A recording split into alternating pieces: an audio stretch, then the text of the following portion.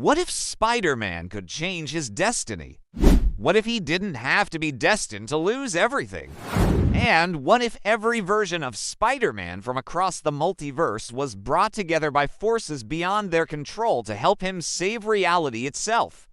This is Spider-Man, the Web of Destiny. One day, a strange rift appears above New York City. It brings for Spider-Man crashing down into Peter Parker's world. There's Peter, the spectacular Spider-Man from Earth 616, Miguel O'Hara, the Spider-Man of the dystopian future from Earth 2099, Ben Reilly, the infamous Scarlet Spider from Earth 982, and finally, Peter from Earth 11638, who hails from a universe where everyone has superpowers. But why did they all come here? And what do they all have in common? Well, aside from being Spider-Men, each variant carries a piece of a much larger puzzle, a puzzle that will determine the fate of all existence. The Spider-Men land in Central Park, where they quickly size each other up suspiciously. Peter doesn't know what to make of these guys. But it doesn't take long for them to figure out that he's the one who has been chosen to lead them. Not exactly sure how they figured that out, but apparently it's obvious. Peter feels the weight of responsibility heavy on him. How can he lead these guys when he's no closer to figuring out why they're here? It's also not long before the Spider-Men attract unwanted attention. An army of Spider-Man clones confront them, revealing the mastermind behind it all, the villain known as the Weaver. He's an evil sorcerer who controls the threads of destiny and has brought the Spider-Men together because he believes that only they can help him unravel reality itself. Weaver reveals that he needs the Spider-Men to find for artifacts hidden across the city. Each artifact is a piece of a larger puzzle that will allow him to rewrite the very fabric of space and time. Unfortunately for the Spider-Man, Weaver also happens to be a master manipulator, and he knows just how to break Spider-Man's spirit. As Peter struggles to adjust to his new reality, his normal life begins to collapse around him. MJ and Aunt May are caught in the crossfire between the Spider-Man and Weaver's army of minions, becoming prime targets in this war for the multiverse. Peter finds himself torn between his duty as Spider-Man and his desire to protect those he loves. He feels the weight of his destiny pressing down on him, threatening to crush him. He's forced to choose between saving the multiverse and saving those close to him, which weighs heavily on his mind. Peter reaches out to his fellow Spider-Men for help, but his request is met with reluctance. After all, they've only just met and don't know each other well. Plus, they're all still figuring out their own powers and abilities and how to use them effectively. Not to mention, they're also trying to understand why they were brought together in the first place. Despite their mistrust, Peter convinces them that they'll need to work together if they want any chance of stopping Weaver. He knows that each of them has something unique to offer, and that together they form a powerful team. And so the Spider-Men join forces, combining their powers and skills to take on Weaver and his army. The battle is epic and the stakes are high. As the Spider-Men fight to protect the innocent, they're also uncovering more clues about the artifacts and the true nature of Weaver's plan. They learn that he intends to use the artifacts to unravel reality, undoing all of existence and starting again with him as the supreme ruler. As the battle rages, Peter continues to struggle with his feelings of responsibility and guilt.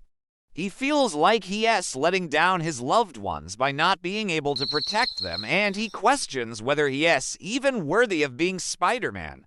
However, through his interactions with the other Spider-Men, he begins to see that he's not alone. They too have faced great tragedy and loss, and yet they have all risen to become heroes. He realizes that being a hero isn't about having a perfect life or making everyone happy, but about doing what's right even when it's hard.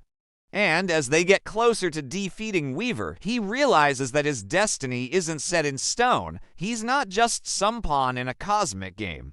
With the help of his fellow Spider-Men, Peter is able to find the artifacts and use them to defeat Weaver. But the victory comes at a cost. Weaver unleashes a final, desperate attack that threatens to tear the multiverse apart. In a moment of truth, Peter is faced with a choice. He can save his own universe at the expense of the others, or he can sacrifice everything to save all of reality. It's a difficult decision, but ultimately he chooses to save all of the Spider-Men and their universes instead of just his own. He realizes that the universe isn't just made up of atoms and energy, but of choices, sacrifices, and the hope of those fighting for a better future.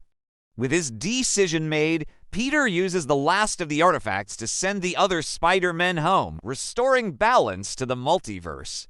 As the other Spider-Men leave, they give Peter their thanks and promise to remember him as a true hero. Peter watches them go, feeling a sense of sadness, but also pride. He knows that he made the right decision, but he also understands that he may never see his friends again. Back in his own universe, Peter Parker reflects on everything he's learned from his experience.